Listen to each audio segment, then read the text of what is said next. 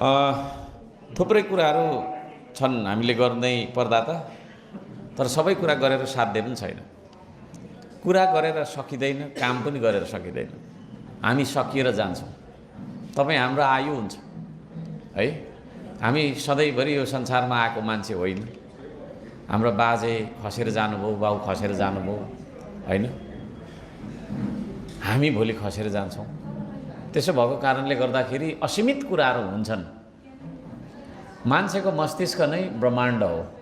मान्छेको मस्तिष्कमै छ ईश्वर, मान्छेको मस्तिष्कमै छ सारा कुरा।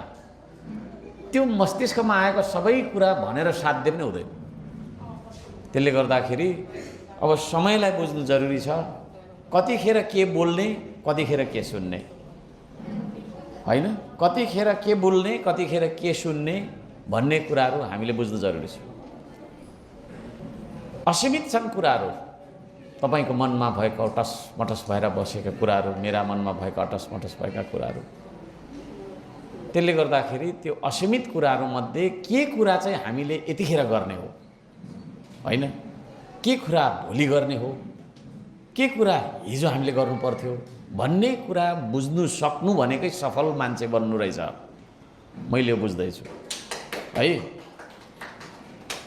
कतिखेर के गर्ने, कुन काम कतिखेर गर्ने भन्ने टाइमिङ बुझ्नु भनेकै सफल मान्छे बन्नु रहेछ। हामी तपाईँ आफू सफल नबनी देशलाई सफल बनाउन सक्दैनौँ। त्यसो भएको हुँदा कतिखेर के बोल्ने भन्ने कुरा बुझ्नु जरुरी हुन्छ।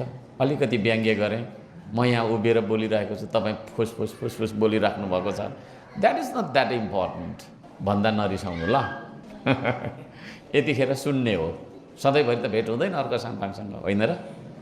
यो मैले किन पनि यत्रो कन्फिडेन्टली भनिराखेको छु भने कतिलाई चाहिँ अलिक नमिठो पनि लागिरहेको होला, मिडियामा सुन्दा नमिठो पनि लाग्ला, तर यो चाहिँ हाम्रो श्रमदाता प्रशिक्षण कार्यक्रम जस्तो पनि भएको कारणले र अधिकांश यहाँ श्रमदाताहरू हुनुभएको कारणले म एउटा अगुवा श्रमदाता होइन, श्रमदानको एउटा प्रवर्तक होइन, श्रमदानको अभियान सुरु गर्ने व्यक्ति भएको नाताले मैले यहाँहरूलाई सम्झाउनु पर्ने, बुझाउनु पर्ने धेरै हुन्छ।